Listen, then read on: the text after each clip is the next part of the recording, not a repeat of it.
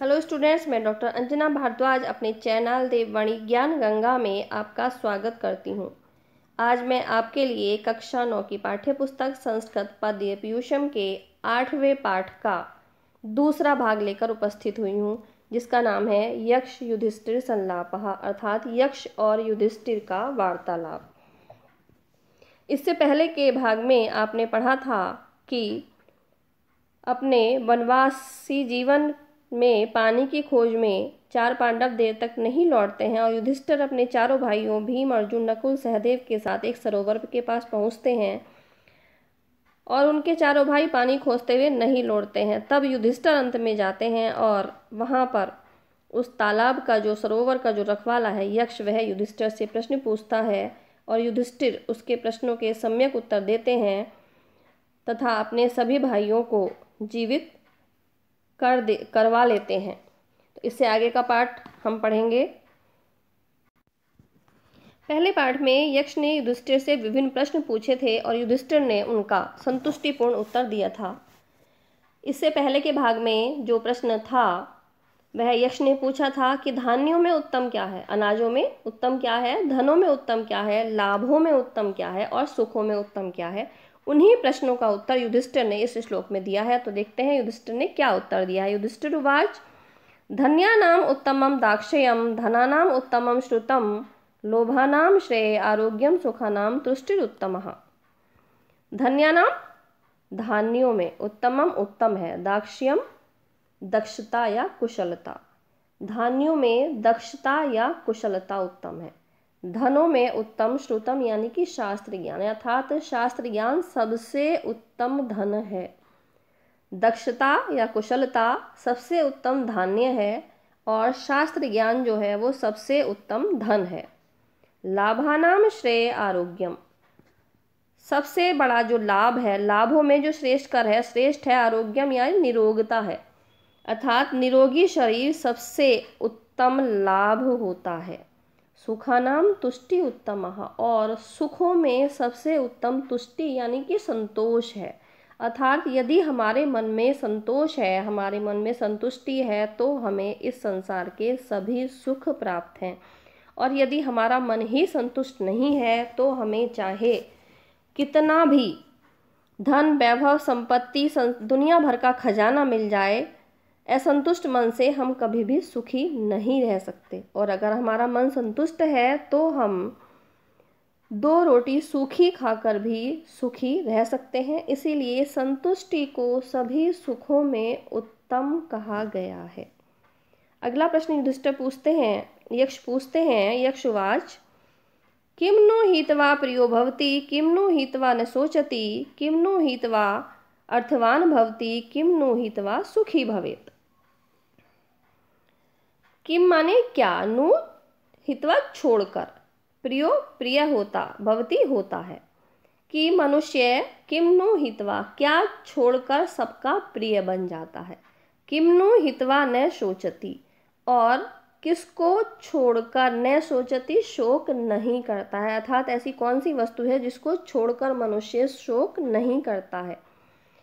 किम नु हित्वा अर्थवान भवति, और क्या छोड़कर, अर्थवान यानी कि धनवान, भवती होता है, और क्या छोड़कर मनुष्य धनवान बन जाता है, अर्थात कौन सी ऐसी वस्तु है जिसे छोड़कर मनुष्य धनवान बन जाता है। किम नो हित्वा सुखी भवेत्, और क्या छोड़कर मनुष्य सुखी हो जाता है। अब कुछ छोड़कर भी मनुष्य सुखी होगा, ये तो कल्पना से परे की चीज़ है, सोचा भी नहीं जा सकता कि कुछ चीज़ छोड़कर भी हमें सुख प्राप्त हो सकता है। हाँ, युधिष्ठिर ने इसका उत्तर दिया है। आइए देखते हैं क्या उत्तर दिया है। युधिष्ठिर उवाच मानम हित्वा प्रियो भवति, क्रोधम हित्वा न शोचति, कामम हित्वा अर्थवान भवति, लोभम हित्वा सुखी भवेत्। मानम हित्वा, मानम यानी कि अभिमान, हित को हित्वा छोड़कर, प्रियो भवति प्रिय बन जाता है, अर्थात मनुष्य अभिमान को छोड़ दे तो वह सबका प्रिय बन जाता है, क्योंकि अभिमानी व्यक्ति को कोई भी प्यार नहीं करता है, अभिमानी व्यक्ति को कोई भी पसंद नहीं करता है। और यदि व्यक्ति में अभिमान नहीं है तो सभी व्यक्ति उसको बहुत अधिक प्यार करते हैं, उसको पसंद करते हैं। क्रोधम हित्वा, क्रोध को हित्वा छोड़कर, न शोचती, शोक नहीं करता है। अर्थात मनुष्य यदि क्रोध करना छोड़ दे तो उसे कुछ भी शोक नहीं होता है, उसे जरा सा भी दुख नहीं होता है। कामम यानी कि इच्छा को हित्वा छोड़कर अर्थवान भवति, मनुष्य धनवान होता है। यदि हम किसी भी चीज को पाने की इच्छा छोड़ दें तो हम खुद ही धनवान हो जाते हैं। लोभम हित्वा, और लोभ को छोड़कर मनुष्य सुखी भवेत, सुखी हो जाता है। यदि हमारे मन से लालच चला जाए तो इससे बढ़कर सुख संसार में और कुछ नहीं है। अगला प्रश्न देखते हैं, यक्ष युधिष्ठिर से क्या करते हैं। यक्षवाच मृतः कथम स्यात् पुरुषः कथम राष्ट्रं मृतं भवेत्, श्राद्धं मृतं कथम वा स्यात्, कथम यज्ञो मृतो भवेत्।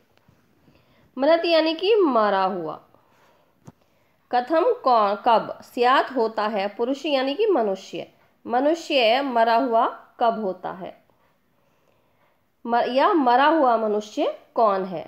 कथम कौन सा, राष्ट्रम राष्ट्र, मृतम भवेत् मरा हुआ होता है, अर्थात कौन सा राष्ट्र को हम कब मरा हुआ मान लेते हैं। श्राद्धम मृतम कथम वा, श्राद्ध मृतम मरा हुआ, कथम कब होता है, अर्थात श्राद्ध जो है वो मृत या मरा हुआ या बेकार कब कहलाता है। कथम यज्ञो मृतो भवेत, और कौन सा यज्ञ मरा हुआ माना जाता है। एक बार फिर से देख लेते हैं। मृतः कथम स्यात् पुरुष है, पुरुष यानी कि मनुष्य मरा हुआ कब माना जाता है। कथम राष्ट्रम मृतम भवेत, और राष्ट्र वाला या बिना राजा वाला जो राष्ट्र है वो कब मरा हुआ माना जाता है। श्राद्धम मृतम कथम वा, श्राद्ध कब मृत कहलाता है। और कथम यज्ञो मृतो भवेत, और यज्ञ कौन सा मरा हुआ माना जाता है। युधिष्ठिर इस प्रश्न का क्या उत्तर देते हैं, आइए पढ़ते हैं, देखते हैं। युधिष्ठिर उवाच मृतो दरिद्रः पुरुषो मृतं राष्ट्रम अराजकम, मृतं श्रोत्यं श्राद्धं, मृतो यज्ञस्तु अदक्षिणः। दरिद्रः पुरुषः, दरिद्र मनुष्य, मृतो मरे हुए के समान होता है, अर्थात जब व्यक्ति पर धन नहीं होता है तो वह मरे हुए व्यक्ति के समान ही होता है, क्योंकि उसकी सारी इच्छाएं मर जाती हैं, उसमें जीवन की इच्छा भी खत्म हो जाती है। अराजकम यानी कि बिना राजा वाला, राष्ट्रम यानी कि राष्ट्र, मृतम मरे हुए के समान है। जिस राष्ट्र में कोई राजा नहीं है, जिस राज्य का कोई नायक नहीं है, उस राज्य में चारों ओर अराजकता का बोलबाला हो जाता है, लड़ाई झगड़े होने शुरू हो जाते हैं, तो वह राज्य भी मरा हुआ माना जाता है। मृतम अश्रोत्रियम, अश्रोत्रिय यानी कि बिना वेद शास्त्रों के ज्ञान वाला, जो पंडित है उससे अगर हम श्राद्ध कराएं तो वह श्राद्ध जो है वो बेकार हो जाता है, मृत माना जाता है। अश्रोत्रियम यानी कि बिना शास्त्र ज्ञान वाले पंडित से करा गया श्राद्ध मृतम मरे हुए के समान होता है, अर्थात बेकार होता है। और यज्ञस्तु अदक्षिणम, अदक्षिणम यानी बिना दक्षिणा दिए यज्ञ अगर हम कराते हैं तो वह यज्ञ जो है वो बेकार हो जाता है, मृत हो जाता है। एक बार फिर से अर्थ देख लेते हैं। दरिद्र है पुरुषो, दरिद्र मनुष्य, मृतो मरे हुए के समान होता है। अराजकम, बिना राजा का जो राष्ट्र है वो मृतम मरे हुए के समान होता है। अश्रोत्रियम, बिना शास्त्र ज्ञान वाले पंडित से करा गया श्राद्ध मृतम मरे हुए के समान होता है, मृत होता है। अदक्षिण है, और बिना दक्षिणा दिए करा गया जो यज्ञ है वह भी मृत माना जाता है। अगला श्लोक देखते हैं। यक्षुवाच, यक्ष ने फिर से प्रश्न किया, कह शत्रु दुर्जय पुंसाम कश्च व्याधिरनंतकः, क्रीदश्च स्मृतः साधुरसाधु क्रीदशः स्मृतः। कह यानी कौन सा, शत्रु दुर्जय, दुर्जय है, अर्थात कौन सा शत्रु ऐसा है जो दुर्जय है, जिसको आसानी से नहीं जीता जा सकता है। पुंसाम पुरुषों में, कि पुरुष का कौन सा शत्रु ऐसा है जिसको आसानी से नहीं जीता जा सकता। कह च च यानी और, कह कौन सी, व्याधि यानी कि रोग, न अंतक न समाप्त होने वाली, या कौन सा ऐसा जो समाप्त होने वाला नहीं है। क्रीदशः च स्मृतः साधु, क्रीदशः कैसा, साधु, स्मृतः कि साधु व्यक्ति कैसा होता है, अर्थात साधु कैसा होता है। क्रीदशः असाधु स्मृत, और असाधु अर्थात असज्जन किस व्यक्ति को कहा जाता है। एक बार फिर से इसका अर्थ देखते हैं। कह शत्रु दुर्जय पुंसाम, पुंसाम यानी मनुष्यों में कौन सा शत्रु ऐसा है जो दुर्जय है, जिसको जीता नहीं जा सकता। कश्च व्याधि अनंतक है, च यानी और, कह कौन सी, व्याधि रोग, अनंतक अनंतक जिसका अंत न हो, कौन सी बीमारी, न समाप्त होने वाली बीमारी है। क्रीदशः च स्मृतः साधु, और साधु व्यक्ति कैसा होता है, असाधु क्रीदशः स्मृतः, और असाधु व्यक्ति किसे कहा जाता है, या असाधु किसे कहा जाता है। साधु यानी सज्जन कैसा होता है, और असज्जन किसे कहा जाता है।